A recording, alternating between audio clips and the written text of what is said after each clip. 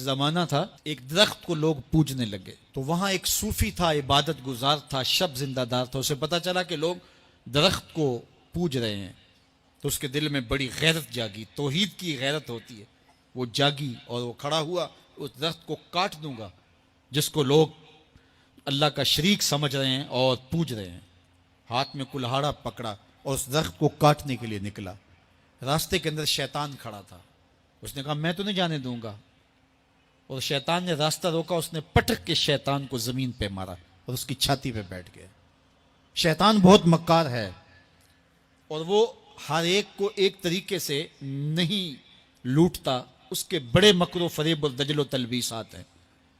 اس نے دوسرا طریقہ اختیار کیا. اس نے کہا جناب آپ عبادت گزار ہیں، تہجد گزار ہیں، شب زندہ دار ہیں، آپ درخت کو کاٹیں گے، لوگ آپ کے مخالف ہو جائیں گے، پھر آپ کو ان کے مقابل کھڑا ہونا پڑے گا، اور سویرے شام لڑائی ہی لڑائی، آپ کی عبادتوں کے وقت میں خلل آئے گا. تو آپ نے ان کی قبر میں تھوڑا جانا ہے، آپ کی قبر اپنی ہے، ان کی قبر اپنی ہے، آپ چھوڑیے ان کو. اور ساتھ ہی کہا کہ جب آپ مصلی اٹھایا کریں گے تو نیچے سے ایک درہم مل جایا کرے گا آپ کو، تو آپ اس سے اپنے کھانے پینے کا انتظام کر لیا کریں گے اور آپ فارغ البال بھی ہو جائیں گے. اس طرح باتوں میں لگایا اور وہ زاہد صاحب واپس آ گئے. نماز پڑھی، مصلی اٹھایا، درہم ملا، بڑے خوش ہوئے اور دلیلیں تراشنے لگے. واقعی مجھے کیا لگی، تمہیں غیر سے کیا، تم اپنی نبیڑو، تم اپنی قبر میں جانا ہے، جائیں وہ بھاڑ میں، مجھے کیا لگے، مجھے ان کے بارے میں کیا پوچھا جانا ہے. نمازیں پڑھتا ہے، ہر نماز کے بعد مصلی اٹھاتا ہے تو ایک درہم ملتا ہے. کافی دن گزر گیا، دل بھی آہستہ آہستہ مردہ ہو گیا. ایک دن مصلی اٹھایا تو کوئی درہم نہیں نکلا. پھر دوبارہ کلہاڑا اٹھایا، اٹھا، رستے میں پھر شیطان کھڑا تھا. کہا کدھر جا رہے ہو؟ کہا درخت کو کاٹنے جا رہا ہوں. شیطان نے کہا میں تو نہیں جانے دوں گا. اس کو تجربہ تھا کہ میں اس کو پٹک کے زمین پہ مارا تھا، یہ میرے سے طاقتور تو ہے ہی نہیں. اس نے پھر گریبان سے پکڑ لیا. شیطان نے پٹک کے زمین پہ مارا اور چھاتی پہ بیٹھ گیا.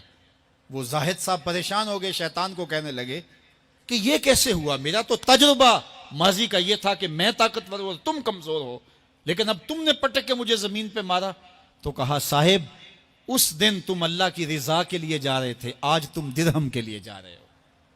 تو جب عمل میں خلوص نہیں رہتا تو پھر عمل نہیں رہتا، عمل میں قوت نہیں رہتی، پھر سجدے بے روح ہو جاتے ہیں، نمازیں بے ذوق ہو جاتی ہیں، صفیں کج دل پریشاں، سجدے بے ذوق کہ وہ جذب اندروں باقی نہیں.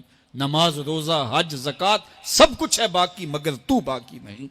پھر سب کچھ چلتا رہتا ہے لیکن رسم ہوتی ہے. لا یبقى من الاسلام الا اسمہ ولا یبقى من القرآن الا رسمہ. پھر قرآن پڑھا جاتا ہے، رسم ہوتا ہے. قرآن دل کو پھر نہیں بدلتا، اس لیے کہ رسم ادا ہو رہی ہوتی ہے.